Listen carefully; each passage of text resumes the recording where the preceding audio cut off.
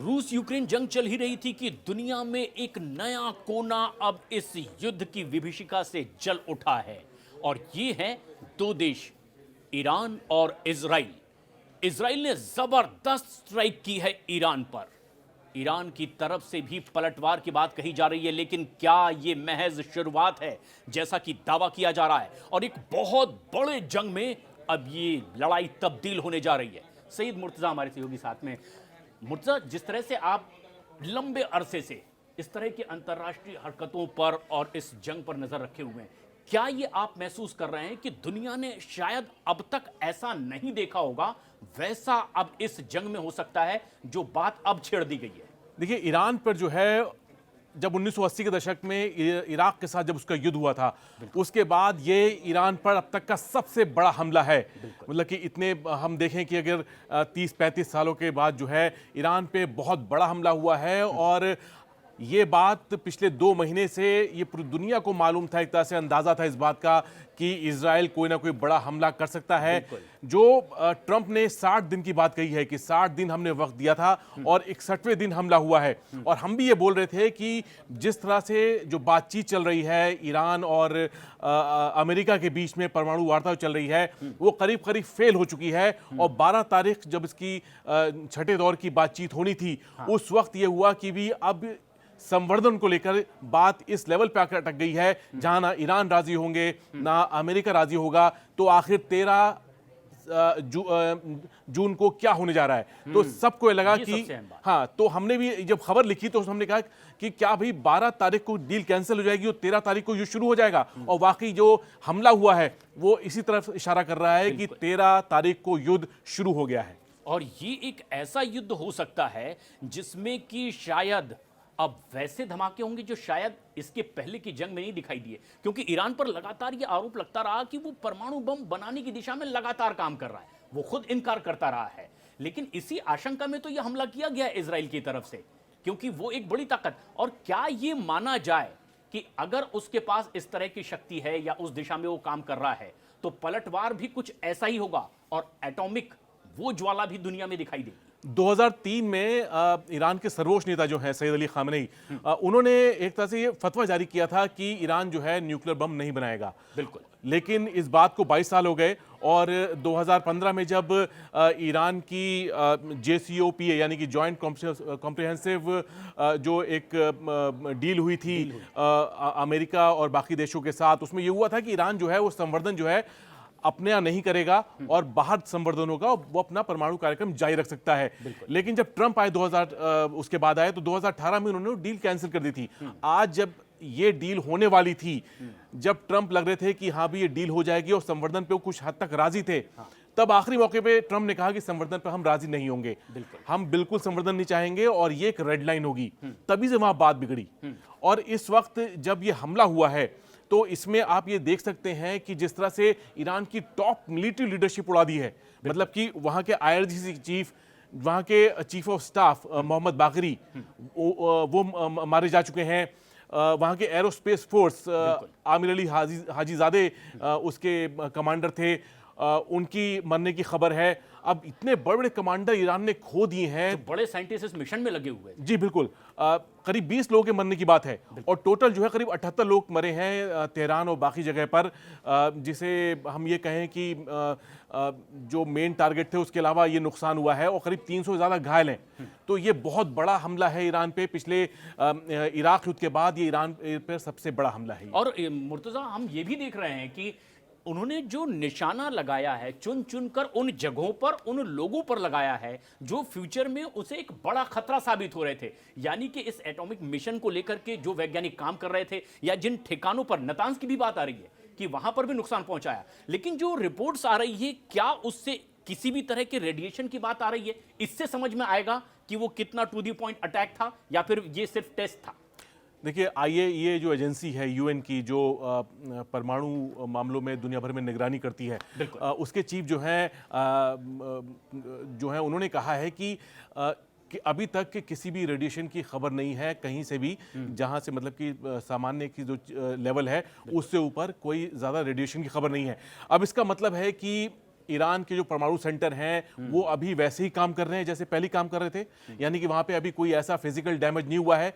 और जो डैमेज हुआ है वो खबर है नातांज से, और कुछ हद तक जो खबर है वो तरमीज जो शहर है उसके उत्तर पश्चिम में, वहां से खबर है। अब नातांज की बात यह है कि नातांज में जो प्रोग्राम है वो जो फैसिलिटी है वो ओवर द ग्राउंड है, बिल्कुल। तो वहां पर निशाना लगाना या उसको तबाह करना इजराइल के लिए आसान है। कंपैरेटिवली वो ज्यादा आसान था। हाँ, अब जो फोर्डो फैसिलिटी है जो तेहरान से दक्षिण पश्चिम में है, फोर्डो फैसिलिटी वो ऐसी है जो पहाड़ के अंदर बनी हुई है, और उसकी जो डेप्थ बताई जाती है, मतलब कि जो मेन आप इस सरफेस से बोले तो वो करीब 100 मीटर की है, और वहां पर वो इतनी डेप्थ है कि वहां पर अमेरिका का जो बंकर बस्टर है GBU 57 जो 60 मीटर की गहराई तक तबाह कर सकता है किसी भी स्ट्रक्चर को, वो भी वहां कामयाब नहीं होगा।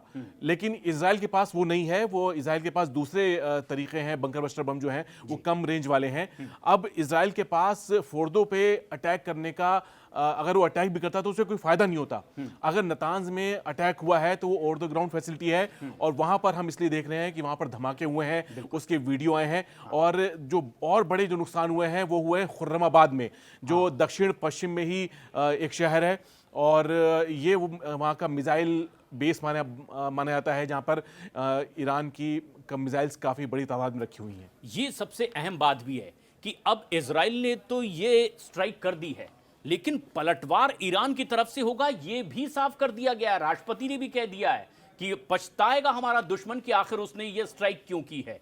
क्या ऐसी अब तक की पावर है, एटॉमिक पावर होने से पहले ही ईरान के पास, जिन मिसाइलों को वो इस्तेमाल कर सकता है? देखिए, ईरान ने 13 अप्रैल 2024 और 1 अक्टूबर 2024 इन 2 तारीख को दिखाया था कि वो इजराइल का सबसे मजबूत माने जाने वाले एयर डिफेंस या मिसाइल डिफेंस को वो पेनिट्रेट कर सकता है। उसने किया है। 1 अक्टूबर को जो स्ट्राइक की थी इजराइल के नेवातिम एयरबेस पे जो नेगेव में है, वो दुनिया की सबसे सुरक्षित जगह मानी जाती है। मतलब कहते हैं कि वो अमेरिका में व्हाइट हाउस से भी ज्यादा सुरक्षित जगह है, क्योंकि वहां पर इजराइल के सबसे बेहतरीन मिसाइल डिफेंस सिस्टम लगे हुए हैं, और जिसमें एरो है, डेविड स्लिंग है, ये एक multi layer missile defence system है, तो वहां पे वो लगे हुए हैं। उसके बावजूद ईरान की जो मिसाइल थी वहां पर, बैलिस्टिक मिसाइल थी, उन्होंने कई हिट किए थे। इसके विजुअल्स पूरी दुनिया में हैं, और इससे साबित होता है कि ईरान अगर चाहे उस वक्त उसने जब की थी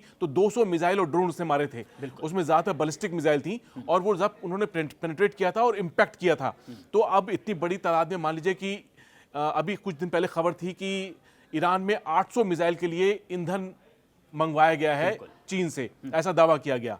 तो अब वो 800 मिसाइल क्या ऐसे ही किसी हमले का जवाब देने के लिए रखी गई हैं, या रखी गई थी, क्या इजराइल उनको उड़ा दिया है? ये शक इस पर जरूर पैदा होता है। जी। लेकिन इसमें एक अहम तस्वीर भी है, और वो है डोनाल्ड ट्रंप की तस्वीर। क्योंकि माना यह जा रहा है कि एक तरफ तो वो ईरान के साथ में डील करना चाह रहे हैं, लगातार वो इस बात का दबाव बना रहे हैं, अपनी पूरी शर्तें रख रहे हैं। शर्त उनकी जो सबसे बड़ी है, जिसको ईरान उस पर राजी नहीं है कि पूरा कंट्रोल मेरा है आपके एटॉमिक पूरे सेंटर सिस्टम पर, वो अमेरिका का होना चाहिए। लेकिन अब तो ये बहुत दूर की कौड़ी हो चुकी है कि दोनों के बीच डील होगी, कहीं नहीं दिखाई दे रहा। ईरान इस बात को मानेगा, कहीं से नहीं लग रहा। लेकिन ये हमला जो इजराइल की ओर से किया गया है, क्या कहीं से डायरेक्ट इनडायरेक्ट संकेत थे ट्रंप की ओर से? उसके बाद ही यह हमला किया गया? ट्रंप को मालूम था कि ये हमला होने जा रहा है। ट्रंप को मालूम था इस बारे में, और उनकी नेतन्याहू से बात भी हुई थी लंबी, और उन्होंने कहा था कि आपके पास वक्त है, आप डील कीजिए, नहीं तो हमला हो सकता है। तो अब यानी कि ट्रंप को इस ऑपरेशन के बारे में मालूम था। हो सकता है उन्हें सही टाइमिंग या सही तरीके के बारे में नहीं मालूम हो, लेकिन वो जानते थे कि इजराइल ये हमला करेगा। और सबसे बड़ी बात ये देखिए कि इस हमले में जो भी वेपन सिस्टम इस्तेमाल किए गए हैं, वो सब अमेरिका के ही सप्लाई किए गए हैं पिछले 15-20 सालों में। ये बहुत बड़ी बात है। हमेशा से इजराइल को अमेरिका की एक सैन्य मदद हमेशा से मिलती रही है, लेकिन जो इस ऑपरेशन में इस्तेमाल हुए हैं, माना जा रहा है कि F-15, F-16 और F-35 जो जहाज हैं, उनका इस्तेमाल किया गया, और साथ में जो बंकर बस्टर बम होंगे, चाहे वो BL-109 हो या फिर GBU-28 जैसी बंकर बस्टर बम हो। अब ये बम जो है वो अमेरिका में बनते हैं। अब इसको इस्तेमाल किया है इजराइल ने, और अब ट्रंप कह रहे हैं कि हमारा इससे कोई लेना देना नहीं है। ये बहुत बड़ी बात है कि अगर ट्रंप ये बयान दे रहे हैं, ये लाइन है ट्रंप की कि हम इससे कोई मतलब नहीं रखते, हमारा इससे लेना देना ही नहीं। क्या मुर्तजा इसे माना जाए या दुनिया इसे इस तरह से देखे समझे कि ये एक तरह की मौन स्वीकृति भी है ट्रंप की ओर से? अब मौन स्वीकृति, अब देखिए नेक्स्ट स्टेज जो है उसके लिए ट्रंप ने एक तरह से चीजों ग्रीन के सिग्नल दिया हुआ है। ग्रीन सिग्नल दिया हुआ है। हाँ। ट्रंप ने कह दिया है कि आप डील कीजिए, नहीं तो और ऐसे भी ज्यादा खतरनाक हमले होंगे। बिल्कुल। यानी कि ट्रंप ये मान रहे हैं कि इजराइल और भी हमले करने जा रहा है। और ये बात समझ लीजिए कि इजराइल जो है अभी तक खामोश बैठा था तो वो ट्रंप की वजह से ही बैठा हुआ था। अगर नेतन्याहू ने कोई एक्शन नहीं लिया तो अब जब बोल रहे हैं कि छठे दौर की वार्ता जो है नहीं हुई और ईरान कह रहा है कि हम अगले राउंड की बातचीत नहीं करेंगे, ईरान में इस वक्त मूड जो है वो बदला लेने का है और हम देखेंगे कि आज रात या फिर एक दो दिन के अंदर ईरान कोई बड़ा हमला कर सकता है इजराइल के ऊपर। और पूरी दुनिया एक बार फिर देखेगी कि जिस तरह से 1 अक्टूबर को हमला किया गया था इजराइल के ऊपर, कुछ वैसी तस्वीरें फिर हमारी टीवी स्क्रीन पर देखने को मिलेंगी। और इजराइल के पीएम दफ्तर की ओर से भी जानकारी आ रही है कि बातचीत होगी उनकी कुछ देश दुनिया के बड़े नेताओं के साथ में भी। क्या ये माना जाए कि जिस तरह का हमला इजराइल की ओर से कर दिया गया है, पलटवार ईरान की तरफ से भी होगा और तगड़ा होगा, क्योंकि उसकी तैयारी बहुत लंबे समय से। एक बात इसमें यह है कि बिल्कुल युद्ध चीज ऐसी होती है जब दुश्मन आपके जब अटैक करता है तो आप बहुत ही प्रोपोर्शन में उस पे मतलब कि उसी प्रोपोर्शन में उस पे अटैक करते हैं। हाँ। ये एक तरह से आप इसे समझ लीजिए कि जैसे पाकिस्तान ने, अभी हमने देखा ऑपरेशन सिंदूर के दौरान जब पाकिस्तान ने कुछ हमारे लोकेशंस पे अटैक करने की कोशिश की, जब भारत ने वहाँ पर बहावलपुर या फिर मुर्दके में वहाँ के अड्डे उड़ाए, तो पाकिस्तान का अगला स्टेप यह था कि पाकिस्तान ने कुछ हमारे एयरबेसेस या उस पर अटैक करने की कोशिश की। उसके जवाब में भारत ने वहाँ के जितने तमाम एयरबेस थे उस पर अटैक किया। तो यानी हम बराबरी वाली लड़ाई देख रहे थे। अब यहाँ पर यह है कि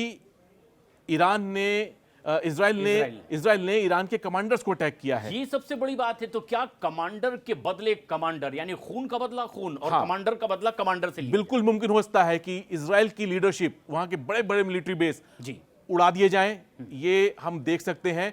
और इससे जाहिर है कि अगर ऐसा हुआ तो जो खतरा है वो और बढ़ेगा, युद्ध तो इजराइल के कई बड़े कमांडर्स अब ईरान के टारगेट पर हो सकते हैं। ना सिर्फ कमांडर बल्कि वहां के जो बड़े परमाणु सेंटर हैं, भाई इजराइल का भी परमाणु कार्यक्रम है, वहां पर भी न्यूक्लियर प्लांट है, वहां भी रिएक्टर है, वहां भी रिसर्च भी पॉइंट आउट कर लिया फैसिलिटी है। और मैं आपको नाम बता देता हूं। हाँ। नेगेव में जो जगह है डिमोना, इनका रिएक्टर है इजराइल का, वो टारगेट पे होगा। तलवीव में इनकी रिसर्च फैसिलिटी है।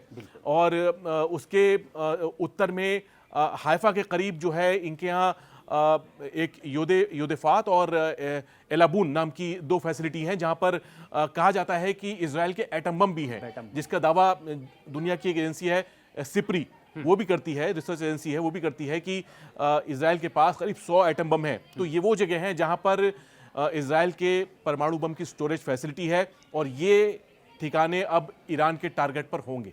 तो ये इजराइल के वो टारगेट जो ईरान अपनी तैयारी भी कर रहा होगा। लेकिन सबसे बड़ी बात यह है कि क्या किसी भी सूरत में इजराइल और ईरान की ये भड़क चुकी जंग किसी सूरत में रुक सकेगी कहीं कोई? क्योंकि डील अमेरिका के साथ ईरान की नहीं होने जा रही, ये तस्वीर लगभग साफ हो चुकी है। शायद इस शर्त पर कुछ बात थम भी जाती। इसमें बड़ी पावर शामिल होंगी। रूस और चीन सामने आ गए हैं, उन्होंने भर्त्सना की, ऐसे अटैक की। और अमेरिका जो है वो तो हम जानते हैं कि इराक के इजराइल के पीछे खड़ा हुआ है। तो हम देखेंगे कि अब ईरान ने मांग की है कि यूएन सिक्योरिटी काउंसिल में की बैठक बुलाई है जहां पे इस हमले की निंदा की जाए। ईरान चाहता है ये, तो ये पहला स्टेप है। और मुमकिन है कि ईरान की तरफ से दबाव बढ़े कि वो परमाणु अप्रसार संधि है उससे वो विड्रॉ कर ले। ये ऐसे खतरे होंगे जो ईरान के एटम बम की तरफ एक पहला और बहुत ही खतरनाक कदम माना जाएगा। लेकिन एक खबर साथ में मुर्तजा ये भी आ गई, जिस पर चर्चा भी हो रही थी कि क्या हिजबुल्लाह हाथ पीछे खींच रहा है, जिसने पूरी सरपरस्ती हासिल की ईरान की। अब ऐसे में जबकि उसे साथियों की जरूरत होगी, वो हिजबुल्लाह अब इजराइल के सामने सीधे अगर जाने से झिझक रहा है। ये क्या संकेत है? दरअसल हिजबुल्लाह के पास अभी ऐसे जराए नहीं है कि वो इजराइल पे ऐसे हमले करे। ये बड़ी बात, ये बड़ी। और जब से वहाँ की लीडरशिप खत्म हुई है हिजबुल्लाह की, और सबसे बड़ी बात है कि सीरिया में जो एक तरह से जुलानी की सरकार आ गई है, जो पहले सीरिया में विद्रोही गुट या आतंकवादी गुट थे आईएसआईएस के संगठन से जुड़े हुए, जब से वहां पे उनकी सरकार बनी है तब से एक ईरान से वाया इराक और सीरिया जो रास्ता पहुंचता था लेबनान, वो कट गया है। बिल्कुल। तो सप्लाई रूट कट गया है, तो इसकी वजह से हिजबुल्लाह को बहुत बड़ा झटका लगा है और यही वजह है कि हिजबुल्लाह अब को हम अभी थोड़ा बैकफुट को देख रहे हैं। वो खुद अपने आप को बचाने की कोशिश में है। बहुत आखिर में अगर इस चर्चा के हम दर्शकों तक ये जानकारी पहुंचाना चाहें कि दरअसल अब इजराइल ने जो स्ट्राइक की ईरान पर, ईरान की अपनी तैयारी है। इस वक्त वजन में, ताकत में कौन किस पर भारी पड़ सकता है, क्योंकि अब की जंग दुनिया को दो हिस्सों में भी बांट सकती है और बड़ी ताकतें मिलकर यह जंग लड़ सकती है। ईरान देखिए अभी तक अपने पूरे जो मिसाइल पावर है उस पर डिपेंड है। अब उसके पास ऐसी मिसाइल हैं जो इजराइल तक पहुंच सकती हैं। हम जानते हैं कि खुर्रम शहर है, 2000 किलोमीटर की ये मिसाइल है और मल्टीपल वॉरहेड्स वाली मिसाइल है, सेजिल है और इसके अलावा हज कासिम है। और ये ऐसी मिसाइल हैं जो ईरान तक रेंज रखती हैं और ईरान के पास हाइपरसोनिक मिसाइल भी है।